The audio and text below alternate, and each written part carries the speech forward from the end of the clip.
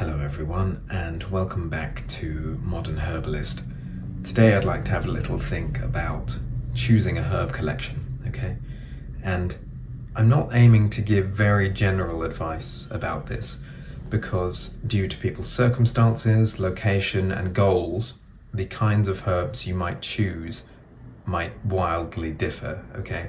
So, if you're working with a garden or indoors, if you're in a temperate climate or a tropical climate or an Arctic climate, or wherever you are, the kinds of herbs you're going to be able to grow outdoors or indoors are going to differ wildly, okay?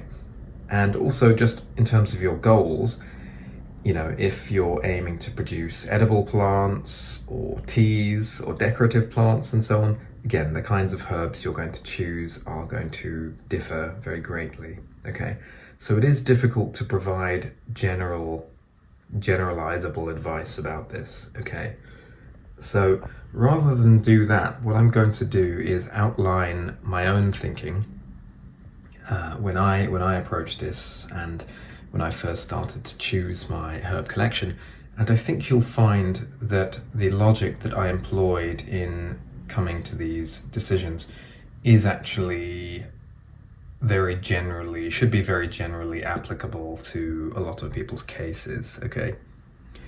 So when I was thinking about this, to begin with, I had a few criteria, okay? So I wanted plants that are going to be relatively easy to grow in England, outdoors or indoors, which are going to be highly scalable and have a very obvious immediate function, either in culinary use or tea, just as herbs in and of themselves without much additional preparation, okay? So these were sort of my criteria. So in terms of easy to grow and highly scalable, I was looking at herbs that are perennial and cut and come again. So what I mean by this is perennial herbs obviously grow every year. They are not, and I was looking for things as well which are non-seasonal. Again, I didn't want to be limited by seasonality. So lavender is something I was very interested in, but I decided against it because it's highly seasonal and you only get to harvest it in season, okay? I was looking for things that are much more year-round and cut and come again, meaning you can take a cutting and it will just grow back, okay?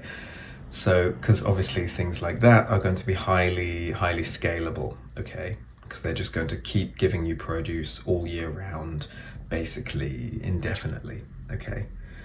So yeah, I was looking for herbs in the perennial and cut and come again category, and there were a few that immediately stood out as very obvious choices, and they are actually the cooking herbs.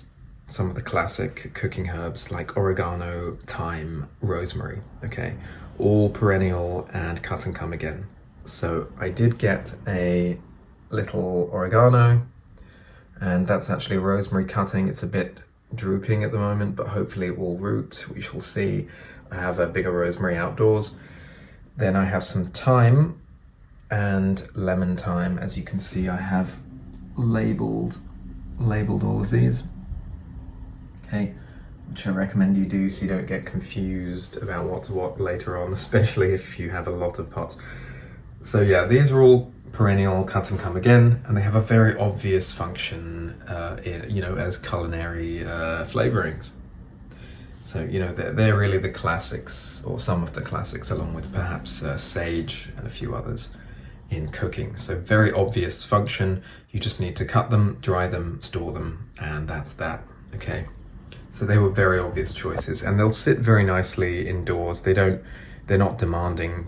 I've got these LED grow lights, but they may not even be necessary for these. The LEDs are mostly for the lime tree, which honestly I don't know if I would recommend to others because it's a bit impractical.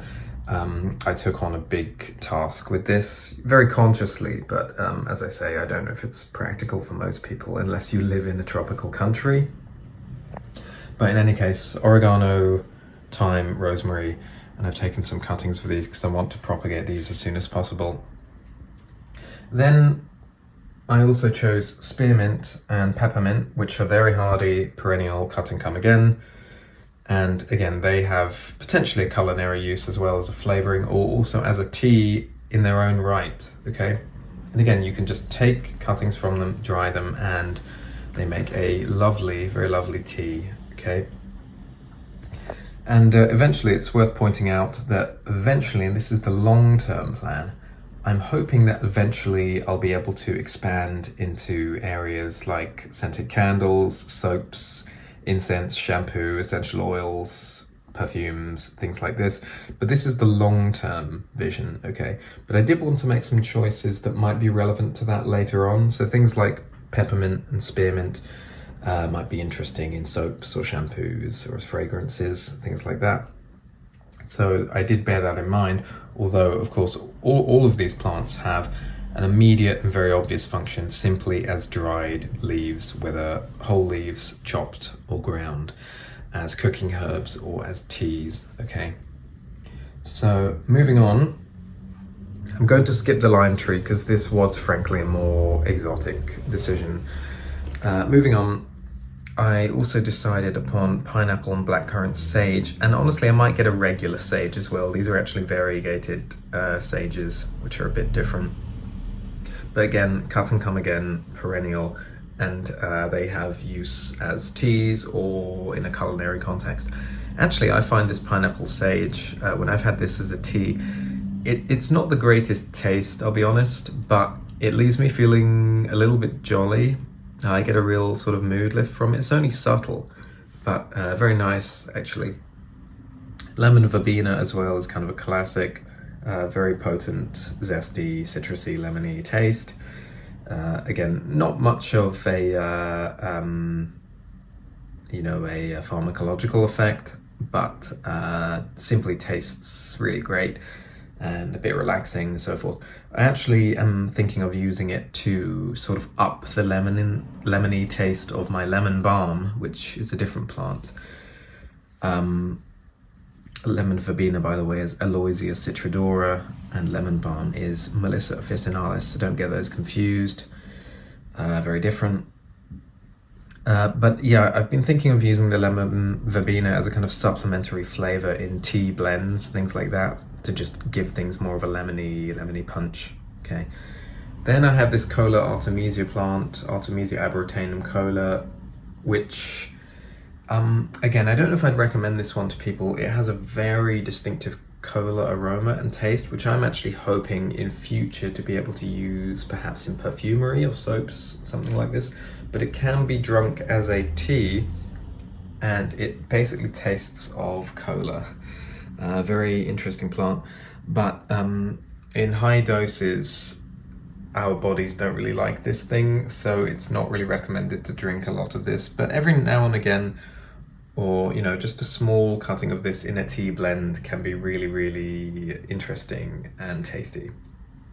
And again, all of these are perennial and cut and come again, so they will just grow and grow and grow, all very easy to keep indoors. Okay.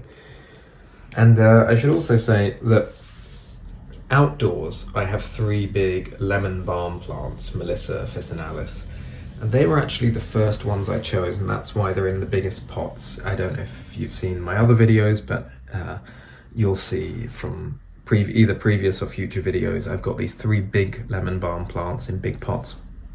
And for me, they were sort of the main choice. They were actually my first choice, even before the oregano and so forth.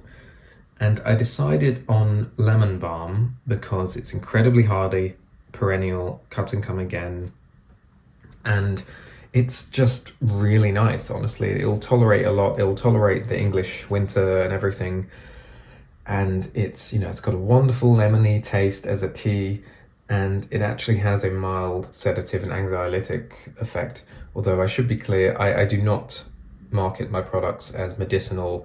They're purely for, enjoyment as teas.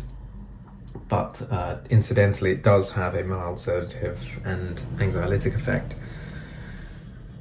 So it's really just a wonderful plant and has a great lemony taste, which, as I say, can be boosted slightly with a pinch of verbena as well. Incredibly hardy, will just grow like wildfire outdoors. So as you can see, you can build quite a collection with these categories: cut and come again, perennial, and hardy, things that will tolerate, you know, less than ideal conditions, which for me is essential as, you know, England's a very seasonal country, and the winter can get a bit dicey at times, and I sort of knew I'd be bringing a lot of things indoors, so I definitely wanted things that are easy to grow indoors, with the exception of the lime tree, as I say.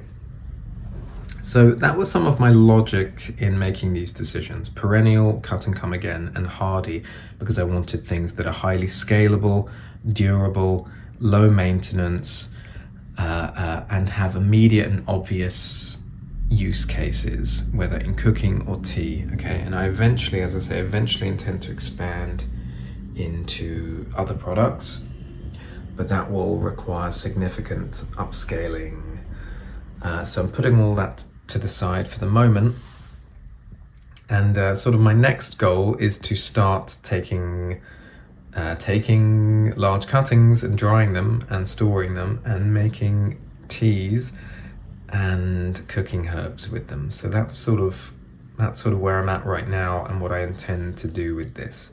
So do follow to continue to see the evolution of my activities.